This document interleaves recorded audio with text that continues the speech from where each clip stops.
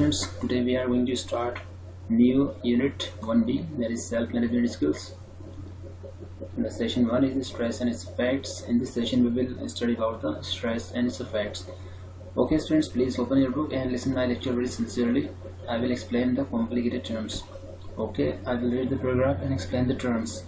In last class we have already discovered about the importance of self-management. तो हमने last class यानी कि class 9 में थोड़ा बहुत आपने स्टडी किया होगा, जाना होगा इंपॉर्टेंस ऑफ सेल्फ मैनेजमेंट के सेल्फ मैनेजमेंट की ज़रूरत क्यों है, इसकी क्या ज़रूरत है या इसका महत्व है. Its key elements in self confidence. Now we know that managing oneself in order to achieve desired goals target is called self management. तो जो भी आपको लाइफ में अपने गोल्स हैं, टारगेट्स को अचीव करना होता तो अपनी लाइफ को कैसे मैनेज करना, उसी को हम सेल्फ मैनेजमेंट कहते हैं. Understanding stress. A person practicing self-management is actually following a highly disciplined regime which needs a great deal of willpower, determination and positive outlook. तो एक जो पर्सन है जो सेल्फ मैनेजमेंट को प्रैक्टिस करता है, यानी कि उसकी आदत डालता है, तो वो क्या कर रहा है, बेसिकली एक हाईली डिसिप्लिन रेजिम फॉलो कर रहा है. यानी कि हाईली डिसिप्लिन बंदा जो पर्सन हाईली डिसिप्लिन है, उसका जो विल पावर स्ट्रॉन्ग है और डिटरमाइन है, यानी कि उसको जो सोचता है उसको अचीव करना चाहता है. तो इन सब चीज़ों से क्या आपका एक पॉजिटिव आउटलुक बिल्ड होता है. In this highly competitive world and students lifestyle, even students are not spared from the negative influence of stress in their lives. जैसा कि हम आजकल देखते हैं कि आजकल कितना कंपटीशन हो गया है हर फील्ड में, इवन एजुकेशन, टीचिंग, आपकी पढ़ाई में भी, लाइक मेडिकल है, आईआईटी के एग्जाम्स हैं, कितना ज़्यादा कंपटीशन हो गया है कि आपको बहुत ज़्यादा स्टैंडर्ड्स हैं कि आपको बहुत ज़्यादा एफर्ट्स लगाने पड़ते हैं, बहुत ज़्यादा एनर्जी अपनी खर्च करनी पड़ती है. तो स्ट्रेस का जो हमारा स्टूडेंट, इस पर भी इसका असर पड़ता है. स्ट्रेस जो है पढ़ाई के प्रेशर स्टूडेंट्स पे भी, अच्छा स्कोर करना, अच्छा परफॉर्म करना है, कॉम्पिटिशन क्वालिफाई करना है, अच्छे स्कूल कॉलेज में एडमिशन लेना है. Day to day stress is the outcome of many reasons such as covering the curriculum to study. तो जो दिन ब दिन जो स्ट्रेस है वो कहाँ से आता है, उसका जो आउटकम है, यानी कि तो उसके लिए कुछ रीजंस हैं, जैसे करिकुलम है टू स्टडी, जो हमारा टाइम टेबल है स्कूल जाने का, जो रेगुलर आपको स्कूल जाना होता है, वीकली की आपकी छुट्टी होती है और पूरे साल इस तरह का आपको फॉलो करना होता है, तो एक प्रेशर है. ठीक है. Next curricular activities, preparation for exams and competition. तो जैसे मैंने बताया था कि आप एग्जाम का भी अच्छा स्कोर लाना, तो एग्जाम के लिए तैयारी पूरे साल ही करनी पड़ती है. एंड सेम चीज़ कंपटीशन के लिए, आपका मेडिकल है, आईआईटी है, किसी गवर्नमेंट जॉब की तैयारी आप कर रहे हैं. On professional front too, if you observe your elders they go through a lot of stress. तो जो आपके प्रोफेशनल लाइफ में जो लोग जॉब कर रहे हैं, बिजनेस कर रहे हैं, तो उनके भी आपको वो भी स्ट्रेस का शिकार हैं या ये मुझसे गुजर रहे होते हैं. यह चीज़ आपको देखने को मिलती है कि बहुत लोग कहते हैं कि मेरा काम अच्छा नहीं चल रहा है, या काम बहुत ज़्यादा कर रहा हूँ मैं, लेकिन फिर भी काम नहीं पूरा हो पा रहा. इस तरह की चीज़ें. Types of stress. Stress is always bad is not true. तो स्ट्रेस हमेशा आपका ख़राब चीज़ हो, ये सब ज़रूरी नहीं है. There is something called good or positive stress is also there. एक पॉजिटिव स्ट्रेस भी होता है जिसको हम यू स्ट्रेस बोलते हैं, जबकि नेगेटिव स्ट्रेस को हम डी स्ट्रेस बोलते हैं. देखिए स्टूडेंट्स, मैं आपको डी स्ट्रेस बताता हूँ. डी स्ट्रेस का मतलब क्या होता है, मीनिंग क्या होते हैं. जैसे कि मैंने डिक्शनरी में देखा तो बहुत ज़्यादा कोई इंसान अपसेट है या बहुत ज़्यादा सफर्ड है किसी पेन से लंबे टाइम से, तो उसको हम डिस्ट्रेस बोलते हैं.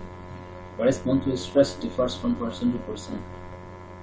जो हमारा स्ट्रेस का जो आपका रिएक्शन होगा वो पर्सन टू पर्सन वेरी करता है. You stress is commonly identified by excitement. तो यू स्ट्रेस हमारे कैसे हम आइडेंटिफाई कर सकते हैं, कैसे पहचान सकते हैं. आप बहुत ज़्यादा एक्साइटेड हैं, आप बहुत ज़्यादा जोश में फील कर रहे हैं, आपके अंदर बहुत चार्जिंग अप ऑफ इमोशंस, आप बहुत ज़्यादा खुश हैं, इमोशंस आपके झलक रहे हैं या महसूस हो रहे हैं दूसरे लोगों को भी. How do you feel when you got promoted to the higher class. Happy, excited, elected. जब आप जो जॉब है आपको उसमें प्रमोशन हो जाता है तो आपको ऐसा लगता है, अच्छा लगता है, बहुत एक्साइट फील करते हैं, बहुत ज़्यादा जोश में जील महसूस करते हैं, एंथुसियाज्म आपको महसूस होता है. तो ये सब डी स्ट्रेस में आता है. When we achieve something, say promotion, winning a match, जैसे इंडिया की मैच जीत जाती है किसी भी टीम के खिलाफ, तो वहाँ पे इंडियन क्रिकेट टीम बहुत ज़्यादा खुशी महसूस करती है, साथ में इंडिया की पब्लिक भी, आपने देखा हुआ. ठीक है, कितने ज़्यादा हम खुश हो जाते हैं, मज़ा आ जाता है, एक तरीके से बहुत एनर्जी फील होती है बॉडी में. पासिंग इन एग्जाम, आप चाहे अच्छा स्कोर करते थे तब भी आपको बहुत ज़्यादा एनर्जी फील होती है बहुत ज़्यादा. ठीक है. Meeting an old friend, buying new position, receiving A surprise gift. आपको कोई गिफ्ट आपका फ्रेंड दे देता है, सरप्राइज होता है तो आपको बहुत अच्छा लगता है, आपको न्यू जॉब मिल जाता है। रिलेट टू यू स्ट्रेस, तो ये यू स्ट्रेस के अंदर में आता है। You stress promotes positive feelings. You stress क्या करता है, आपका पॉजिटिव फीलिंग को बढ़ावा देता है, प्रमोट करता है, like motivation, positive energy, excitement. But you stress is generally short term, लेकिन ये थोड़ी देर के लिए होता है। जिससे आपने स्कोर किया है लाइक हाई स्कूल या इंटर में 12th क्लास में, आपके सपोज कि आपके 80% आते हैं, तो आप हफ्ता 10 दिन, 1 महीना, 2 महीने बहुत ज़्यादा खुश होते हैं। लेकिन जब नेक्स्ट क्लास में एडमिशन लेते हैं तो आप पुरानी चीज़ें भूल जाते हैं, आपको लगता है कि ओके ठीक है। तो आप जब वहाँ जाते हैं तो बहुत सारे ऐसे स्टूडेंट्स होते हैं जिन्होंने भी इस तरह का स्कोर किया होता है, ठीक है। लेकिन जब आप अपनी क्लास में टॉप कर देते हैं तो आप देखते हैं कि मैंने किया, बाकी तो कोई ही नहीं। तो उस टाइम तो आप बहुत लाइक टॉप बंदा इसका, इस तरह की आपकी फीलिंग अंदर होती है, यानी कि बहुत ही ज़्यादा एक्साइटेड होते हैं उस टाइम कि आगे मैं अच्छा परफॉर्म करूँगा। The negative stress, that is distress, takes a nasty form if it is not identified in time. लेकिन जो डिस्ट्रेस है, जो पीड़ा है, ये पीड़ित है, अगर उसको हमने, ये ख़राब चीज़ होती है, अगर इसको सही टाइम पे नहीं पहचाना तो आगे चल के ये प्रॉब्लम करता है। तो हम यही है इस डिस्ट्रेस के बारे में आगे स्टडी करेंगे, ठीक है। Common effects of stress, positive feelings from eustress lead to positive consequences like increased performance।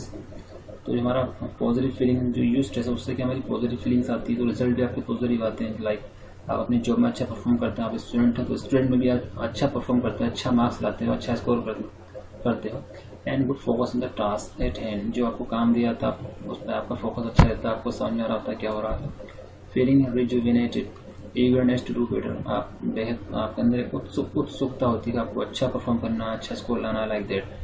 This increases productivity, तो इससे आपकी प्रोडक्टिविटी इंक्रीज होती है। And chances of bigger achievements, जब ऐसा कुछ हो रहा था तो आप चांसेस बहुत ज़्यादा हो जाते हैं कि आप अपना लाइफ में कोई अच्छा अचीव कर लेंगे, बड़ा गोल या बड़ा target. Next, distress is the reaction of our body to the harmful situations. Distress क्या होता है, हमारी बॉडी का जो रिएक्शन होता है हार्मफुल सिचुएशन, जो कुछ सिचुएशन होती है जो नुकसानदेह होती है, उन पे हमारा रिएक्शन, उनसे जो हार्मफुल सिचुएशन जो रिएक्शन आता है वही बेसिकली डिस्ट्रेस होता है। इस तरह समझ लीजिए, these situation could be the real or they could be out of our imagination only. तो ये कहीं रियल सिचुएशन भी होती है या हमारे इमेजिनेशन से भी होता है। Distress affects us physically as well as psychologically. जैसे कई बार होता है कि हम कोई हॉरर मूवी या सीरियल देख रहे थे तो हमें डर सा लग जाता है, रात में उठने को भी दिल नहीं करता, ठीक है। तो और जो हमारा कई बार हम देखते हैं कि हम एक्सीडेंट देख लेते हैं या हमारे सामने कोई गलत हो जाता है या कोई बंदा बाइक से या गिर जाता है तो हमको थोड़ा सा अजीब सा लगता है, वो डर सा लग जाता है। टेंशन या गर्ल्स में या दूसरे बॉयज़ में भी टेंशन सी हो जाती है। Next topic, common physical effects of distress. तो फिजिकल इफेक्ट्स जो हैं डिस्ट्रेस की वजह से, वो हेडेक यानी कि सर में दर्द हो सकता है, मस्कुलर पेन, आपकी जो मसल है उनमें तनाव हो सकता है, थकान, chest pain, upset stomach, disturb sleep and low energy, यानी कि आपको नींद नहीं आ रही है, आप लो एनर्जी फील करते हैं, यानी कि थका महसूस करते हैं। Common psychological effects of distress. तो साइकोलॉजिकल इफेक्ट्स क्या होते हैं डिस्ट्रेस में? एंजाइटी, यानी कि आपको चिंता रहती है, आप फीलिंग डीमोटिवेटेड, यानी कि आपको कुछ करने का दिल नहीं कर रहा, कि आपको मोटिवेशन नहीं मिल रहा कि आप क्या करें। Loss of attention, depression and frustration, यानी कि आप परेशान रहते हैं, फ्रस्ट्रेट हैं कि कुछ भी वजह हो सकती है, कुछ तरह ठीक है जहाँ से आ रही है। Angry outburst, drug and alcohol abuse, social withdrawal, यानी कि आप समाज से थोड़ा दूर रहने लगते हैं, अपने फ्रेंड्स से मिलना पसंद नहीं करते इस तरह से, ठीक है। जो इफेक्ट्स आ रहे हैं डिस्ट्रेस से, जो साइकोलॉजिकल इफेक्ट्स हैं। ओवर रिएक्शन, किसी ने कोई मजाक कर लिया तो आपने कुछ ज़्यादा उस पर रिएक्शन दे दिया, यानी कि आपको जल्दी गुस्सा आ गया, उसको इस तरह की चीज़ें। Consequences of long term distress, तो जो इसके जो रिजल्ट्स हैं लॉन्ग टर्म डिस्ट्रेस के क्या हैं उसके बारे में जानते हैं। Impact of stress depends from person to person, some people are able to handle good amount of stress while others are not. तो कुछ लोग तो स्ट्रेस में हैंडल कर लेते हैं लेकिन कुछ नहीं कर पाते हैं, तो ये डिपेंड करता है हमारी एज पे, हमारे काम पे, living conditions, health and will power. तो ये जो हमारा स्ट्रेस है किन डिपेंड करता है, हमारी एज क्या है, हमारा किस तरह का काम है, टीचर है, बिजनेसमैन है, जो भी जॉब आप या काम करते हैं, हमारे रहने के हालात किस तरह से, हमारी हेल्थ कैसी है, हमारा विल पावर यानी कि जो हमारा डिटर्मिनेशन है किस तरह का। Stress steps in very silently in our lifestyle, what we take as the normal routine of our daily life is actually the invitation to stress. तो जो हमारे नॉर्मल लाइफ का जो रूटीन होता है वो भी बेसिकली जैसे वो इन्विटेशन होता है to stress. A little stress, a little distress of little concern. तो थोड़ा मोड़ा टेंशन या पीड़ा इतनी कोई प्रॉब्लम की बात नहीं होती है. It goes as easy as it comes. तो ये जैसा आता है वैसे चला जाता है. long term distress however affects us adversely. अगर आप बहुत लंबे टाइम से पीड़ित हैं या अपसेट हैं या किसी पेन से जूझ रहे हैं तो उससे हमारी लाइफ पे बुरा असर पड़ सकता है. Long term distress is also called chronic distress. तो लॉन्ग टर्म डिस्ट्रेस को हम बोलते हैं chronic distress. Distress due work.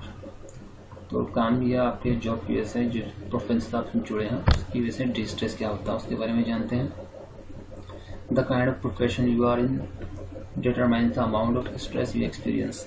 तो आप जिस प्रोफेशन में हैं उससे ही डिटरमाइन होता है कि आप किस तरह का स्ट्रेस आप फील कर रहे होंगे या एक्सपीरियंस कर रहे हैं. सिमिलरली फॉर स्टूडेंट्स जैसा आप यहाँ देख सकते हैं कि बंदा थोड़ा स्ट्रेस फील कर रहा है, लगता है इसके बाद कुछ ज़्यादा ही काम है. Students the amount of study and task at hand determines stress for them. तो स्टूडेंट के साथ भी सेम कहानी. उनको स्कूल में बहुत सारे असाइनमेंट दिए जाते हैं, काम करना होता है, कि पढ़ाई करनी होती है, ट्यूशन भी जाना होता है, घर के भी काम करने होते हैं, तो उन पर भी जिम्मेदारियाँ काफ़ी हैं. As children grow up and as responsibilities and discipline step in, some sort of de-stress steps into. जैसे चिल्ड्रन जैसे जैसे बड़े होते हैं तो भी जिम्मेदारी आती है, डिसिप्लिन की भी ज़रूरत होती है जिम्मेदारी को फुलफिल करने के लिए, और उधर आपको थोड़ा डिस्ट्रेस भी आपकी लाइफ में एंटर कर चुका होता है. The number and depth of subjects increase, performance expectation go up. तो जैसे जैसे आपकी क्लासेस बढ़ती हैं, लाइक आप 9th से 10th या 11th 12th में अगर आप साइंस के फील्ड में सब्जेक्ट यानी कि आपको डेप्थ इंटेंसिव और एक्सटेंसिव दोनों तरह की स्टडी करनी होती है. यानी कि कॉन्सेप्ट लेवल पे भी आपको याद भी करना होता है कि और कितनी मोटी मोटी किताब आप देखते हैं, फिजिक्स है, केमिस्ट्री है, मैथ्स है, बायोलॉजी, यानी ये सब्जेक्ट बहुत ज़्यादा हो जाते हैं. आपको डेप्थ पढ़ना होता है क्योंकि आपको कॉम्पिटिशन की तैयारी कर रहे होते हैं लाइक IIT या medical. Okay. Growing up child has a lot to cope up with physically and mentally. तो जैसे जैसे बच्चा बढ़ रहा होता है तो उसको भी काफ़ी मतलब कि एक तरीके से मेहनत करनी होती है, चैलेंजेस फेस करने होते हैं, उनसे डट के मुकाबला करना होता है फिजिकली और मेंटली दोनों तरह से. But most of this stress is not long term. Anxiety for stress remains for few days. तो जो चिंता है कुछ दिन के लिए रहती है. Pressure of studies is balance bye school time table and self study time table. जो स्टडीज़ का प्रेशर बैलेंस हो जाता है आपके स्कूल टाइम टेबल से और सेल्फ स्टडी टाइम टेबल. यानी कि आप स्कूल में अच्छा स्टडी कर रहे हैं तो फिर आप घर पे आके थोड़ा बहुत इसको रिवाइज कर लें तो आप बहुत अच्छा फील करते हैं. ओके, ये मेरा अच्छा स्टडी हुआ. Other activities are planned accordingly and the overall stress situation can be handled. अगर आप अच्छा स्टडी कर लेते हैं, स्कूल में अच्छा पढ़ लेते हैं तो फिर आपको इतना घर पे आते आगे पढ़ने के लिए मेहनत करने की ज़रूरत नहीं होती है. और जो आपके घर के काम होते हैं बाकी काम तो आप उसको उसी तरह से फिनिश कर लेते हैं, ये प्लान करके रखे होते हैं. But certain unfortunate events like death of N loved one, cyber bullying. लेकिन कभी क्या होता है, अनएक्सपेक्टेड हो जाता है. सब कुछ आपके हिसाब से तो होता नहीं, ये मेरे हिसाब से नहीं होता है कि आपका कोई करीबी था उनका डेथ हो गया. साइबर बुलिंग यानी कि कोई आपको गलत मैसेज भेज रहा है आपके व्हाट्सएप पे या आपके पर्सनल सेल फोन पे या फिर ये ट्विटर पर आपकी कोई फोटो शेयर कर रहा है, उस पर कमेंट करवा रहा है दूसरे से. तो इस तरह की चीज़ों को हम साइबर बुलिंग कहते हैं. ये आपको गलत कॉल कर रहा है, आपको गलत बात करना चाह रहा है, आपको मतलब ओवर रेट कर रहा है आपके ऊपर. इस तरह की सब चीज़ें साइबर बुलिंग कहलाती है. आपका इंटरनेट से हो सकता है, स्मार्टफोन से हो सकता है, ठीक है, और भी अदर सोर्सेज हो सकते हैं इसके लिए. और बुलिंग एट स्कूल, जैसे स्कूल में आपको कोई परेशान कर रहा है या आपको डरा रहा है.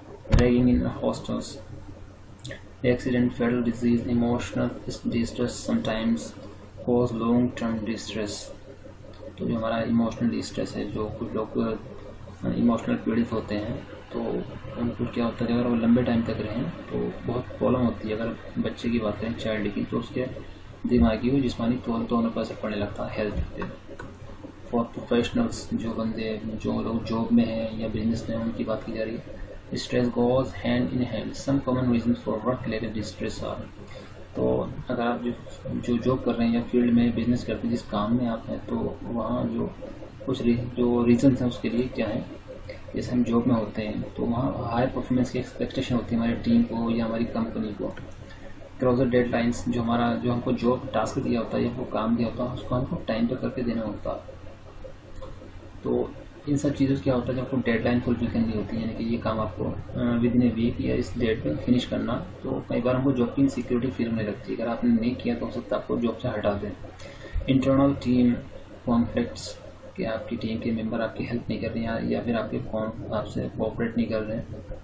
Relationship and differences with superior, आपकी जो रिलेशनशिप है आपके सीनियर से उनसे कैसी है, अच्छी है या आप डिफरेंस है कि आपकी इंसान बने या उनसे बन नहीं रही है।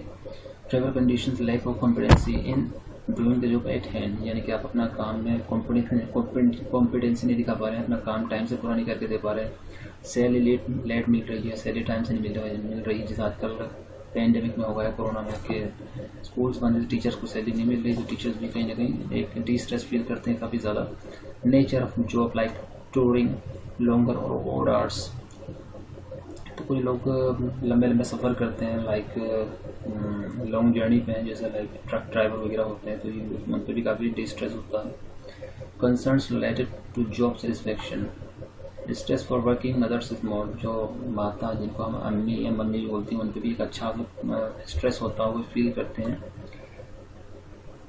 Taking care of domestic front, तो घर का देखभाल रखना, घर पे जो बच्चे होते हैं, होम मेकिंग बिकम्स चैलेंजिंग, बच्चों को देखभाल करना, बच्चों को पालना, बच्चों की परवरिश करना, घर को मैनेज करके रखना, ये भी अपना में बहुत बड़ा चैलेंज होता है।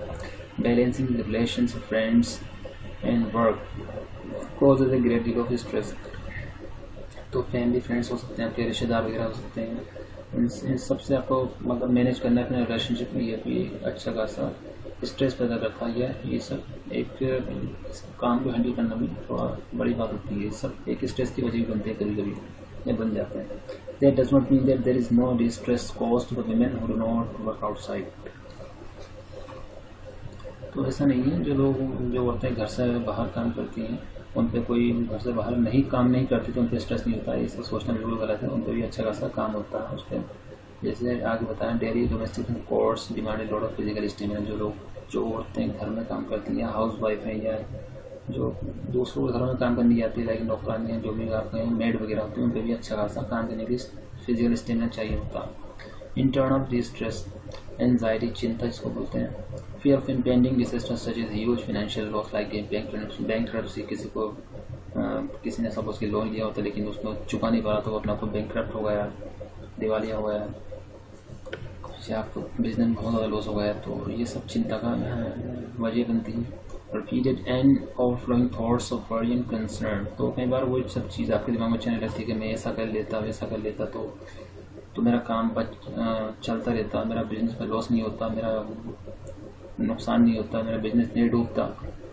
लेकिन कई बार क्या जो हो गया सो हो गया, तो ये सब अनरियलिस्टिक और इर्रेलेवेंट एक्सपेक्टेशन, कुछ उम्मीद से बढ़ के नहीं सोचना चाहिए ज़्यादा कि ऐसा हो जाएगा वैसा हो जाएगा। Worries related to future happenings such is diagnosis of a fatal disease, के जब इस तरह की हालत हो जाती है तो इंसान बहुत ज़्यादा टेंशन में हो जाता, तो फ्यूचर में ये भी हो सकता है कि कोई आप गंभीर बीमारी से जूझ जाएँ, चिंता होने लगती है बहुत ज़्यादा फ्यूचर की, तब ऐसा होता है। Internal distress is dangerous as it keeps building up inside slowly, तो इंटरनल डिस्ट्रेस क्या खतरनाक होता है क्योंकि धीरे धीरे आपके ब्रेन में या आपके ब्रेन में बेसिकली आपकी सोच में बिल्ड होने लगता है धीरे और ठीक है स्लोली।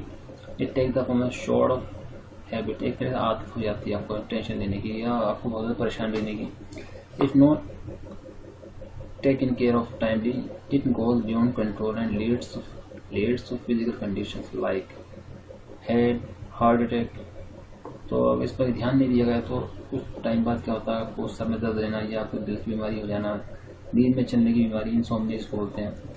मेमोरी लॉस, आपको उस टाइम पे आपकी याददाश्त कमज़ोर हो जाना, chronic anxiety, high blood pressure and loss of focus, ये सब चीज़ आपको हो सकती है। ब्लड प्रेशर की, हाई बीपी की प्रॉब्लम ये आजकल अक्सर आप लोगों को देखने में मिलती है, तो ये सब क्यों हो रही है? डिस्ट्रेस की वजह से आप अपने काम पर फोकस नहीं कर पा रहे हैं। स्ट्रेस ड्यू टू सराउंडिंग्स, जो हमारा माहौल है, जो हमारी सराउंडिंग, उसकी वजह से जो स्ट्रेस आता है उसके बारे में बात करते हैं। Our surroundings and environment can be cause of you stress or distress, it depends on the quality of environment, तो एनवायरनमेंट भी आपको क्या दे सकता है, या तो आपको पॉजिटिव स्ट्रेस दे सकता है या नेगेटिव स्ट्रेस। तो ये किस पर डिपेंड करता है? Quality of environment. When we talk about environment there are the following two aspects. दो एस्पेक्ट हैं जब हम एनवायरनमेंट की बात करते हैं। एनवायरनमेंट में दो चीज़ आती है, quality of surroundings. First point इसमें है नॉइजी और क्वाइट। तो बहुत ज़्यादा शोर शराबे में आप रहते हैं या आपका माहौल शोर शराबे का है या शांति का।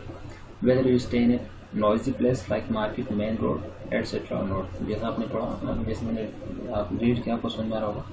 नेक्स्ट पॉइंट क्लीन और डर्टी। हाँ, क्लीन और डर्टी इज द प्लेस। तो आपका माहौल है मतलब साफ़ सुथरा है या गंदा है। पॉल्यूटेड और clean. Air and water quality of the place. तो जो हवा है और पानी की क्वालिटी किस तरह की है, साफ़ है या गंदी है, पॉल्यूटेड है, दूषित है। स्पेशली एयर, खासतौर से एयर के बारे में बात की जा रही है कि आप इंडस्ट्रियल एरिया के आसपास में रहते हैं क्यों वहाँ अक्सर बदबू आती रहती है।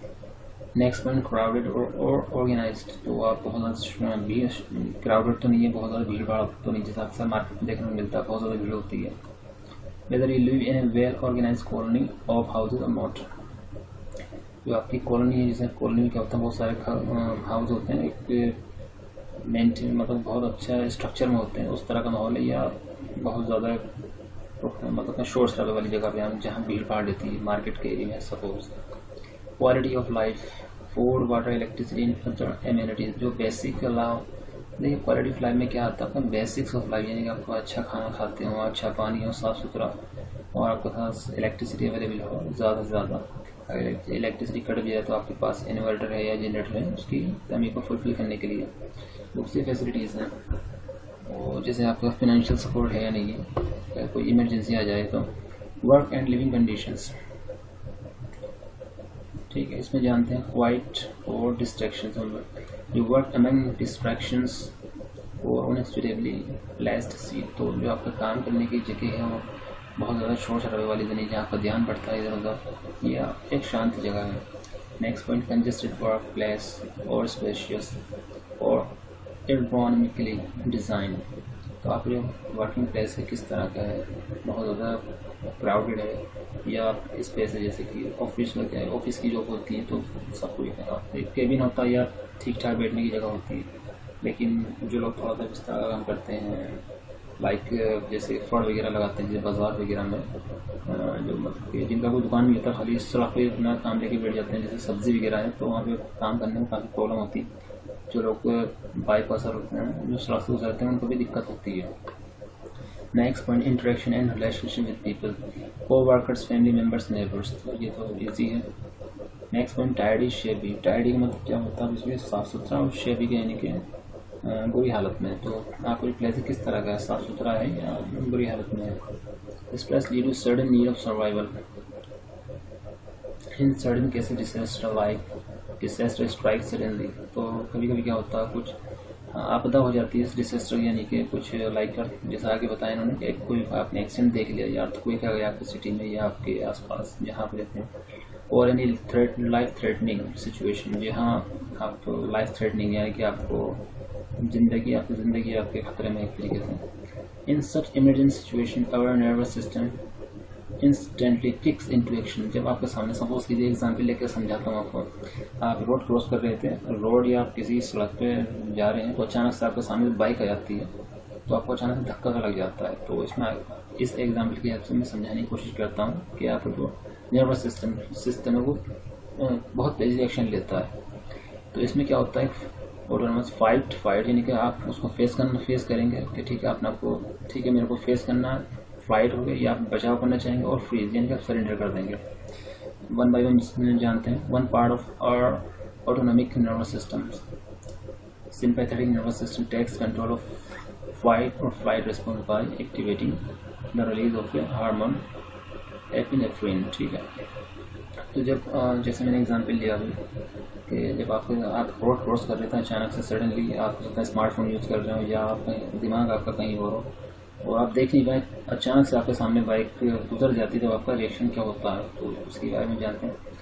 तो ये हमारे एक नर्वस सिस्टम सिंपैथेटिक, ये क्या करता है, तो ये बॉडी को तैयार करता है फॉर वायलेंट रिस्पॉन्स के। जैसा आप अचानक आपके सामने बाइक आई, आप गुजर गई, आप टक्कर होते थे, बच गई, तो आप क्या होता है, आप बहुत ज़्यादा गुस्सा में हो जाते हैं, आप कई बार कुछ लोग को जवाब भी देते हैं या बुरा भला बोल देते हैं, तो एक एनर्जी से आ जाती है बॉडी में कहीं से। ठीक है, body energy boost up and blood and body muscles prepare for the action. तो देखें एनर्जी में जैसे कहा बॉडी की एनर्जी फील करने लगती है, ताकत सी महसूस होने लगती है, जो आपकी मसल्स हैं वो एक्शन के लिए तैयार हो जाती है कि आप अगर कुछ ज़्यादा ही आपके साथ होगा तो आप मतलब कि वो कुछ कहना चाहते हैं या आप उनसे कुछ फेस करना चाहते हैं कि आपने ऐसा क्यों किया मेरे साथ। Entire body is influenced by this, limbs shake, heart beat increase हो जाती है, आपको गुस्सा आ जाता है तो muscle becomes tense, mouth gets dry, मुंह सूखने लगता है, liver function boost up, blood vessels constrict, आपका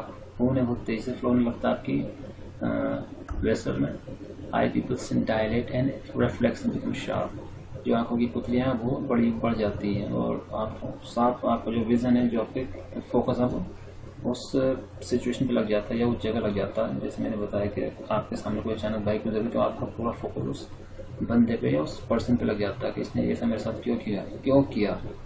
after the response is throw, parasympathetic nervous system helps body to return to normal condition called homeostasis by activating the release of acetylcholine। तो अब जैसा हो गया तो हम इस तरह जब अनएक्सपेक्टेड हो गया, वो बाइक बहुत तेज़ी से आपके सामने गुजरती है, आप टक्कर होते बुझ गए, आपका एक्सीडेंट होते बुझ गया, तो कुछ देर बाद आफ्टर 5-10 सेकेंड आप क्या नॉर्मल फील आप फिर अपने नॉर्मल लाइफ में आप वापस आ जाते हैं। ठीक है, तो ये हमने अभी जाना। इसमें लास्ट है फ्रीज रेस्पॉन्स, जो फ्रीज रेस्पॉन्स जैसे इन्होंने बताया, फ्लाइट आप तैयार हैं कि एक्शन मुझे कोई रेस्पॉन्स देना है, फ्लाइट आप अपने क्या बचाव कर रहे हैं, ठीक है ओके हो गया ठीक है बस मुझे कुछ नहीं कहना। फाइट में क्या कुछ कह देते हैं और फ्लाइट में आप डिफेंस नहीं है कि ओके हो गया, कुछ बाइक तेजी से गुजर गई कोई बात नहीं। फ्रीज में क्या आप खड़े रह जाते हैं एक जगह, जैसे कोई आगे एग्जाम्पल बताएंगे। इन फ्रीज या कोई दूसरे एग्जाम्पल में आपको आगे बताऊंगा। In freeze response body is unable to respond for certain duration. तो जैसे बुजुर्ग लोग होते हैं कई बार जब अगर उनके साथ इस तरह की सिचुएशन आती है तो वो तो कुछ कह ही नहीं पाते, वो सहम जाते हैं एक तरीके से, डर जाते हैं एक तरीके से और धक्का सा लग जाता है उनको एक तरीके से कि क्या हुआ अचानक से, तो वो कुछ रिएक्शन नहीं दे पाते हैं जब तक कि अनटिल द डेंजर पासेज, जब खतरा टल न जाए और the victim succumbs to the danger, या जो विक्टिम होता है उस खतरे को भाप लेता है कि ऐसा मेरे साथ हो सकता है, तो वो थम सा जाता है। This response triggers when impending danger seems too much to deal with it. तो इस तरह का रेस्पॉन्स कब होता है, ये फ्रीज रेस्पॉन्स, इसमें आप सरेंडर कर दे रहे हैं जब आप देख लेते हैं खतरा बहुत ज़्यादा, आप उससे डील नहीं कर सकते। It also triggers during certain very normal situation too such as public speaking. तो ये आपकी नॉर्मल सिचुएशन में भी हो सकता है, जैसे आपकी अर्ली मॉर्निंग तक प्रेयर होती है, तभी किसी स्टूडेंट से बोल दिया जाए कि आप आफ्टर प्रेयर आपको स्पीच देना है गांधी जी पे या किसी भी टॉपिक पे, तो उन्होंने कभी स्पीच दी नहीं स्टूडेंट ने, तो बड़ी वैसी हालत हो जाती है, हालत के क्या बोले समझ नहीं आ रहा कि खड़े हैं चुपचाप, कुछ बोले नहीं जा रहा। ठीक है, एक एग्जाम्पल दिया हमें समझाने के लिए, कई बार हो जाता है इस तरह के एंड आंसरिंग क्वेश्चंस और ड्यूरिंग टेस्ट हैं, तो कई बार सरप्राइज टेस्ट हो जाते हैं कि या आपसे अचानक क्लास में खड़ा करके पूछ लिया जाता कि इस सवाल का क्या जवाब, तो कुछ स्टूडेंट्स नहीं दे पाते, तो इस तरह की चीज़ें हैं। तो स्टूडेंट्स ये सब मैंने थोड़ा सा स्ट्रेस के बारे में आपको बताने की कोशिश की कि स्ट्रेस क्या होता है, पॉजिटिव स्ट्रेस क्या है, नेगेटिव स्ट्रेस क्या है, डी स्ट्रेस क्या है, ठीक है, और इनका क्या असर पड़ता है ह्यूमन की लाइफ पर, इनसे कैसे डील करना है, ये सब इनके कंसिक्वेंसेस क्या होते हैं, ठीक है, इनके सिम्टम्स वगैरह हमने जाने, इंटरनल डिस्ट्रेस वगैरह और भी चीज़ें, ये ज़्यादा इंपॉर्टेंट है। ठीक है कि हमारा बॉडी के इंसान का ह्यूमन का किस तरह से रिएक्शन होता है जब उसके सामने सडनली कुछ अनएक्सपेक्टेड हो जाता है, लाइक एक्सीडेंट वगैरह हो जाता है या अर्थक्वेक आ जाता है। तो ठीक है स्टूडेंट्स, अगर आपको कोई क्वेरी हो या क्वेश्चन हो तो मेरे को बोलिए, मैसेज कर सकते हैं। ठीक है, थैंक यू।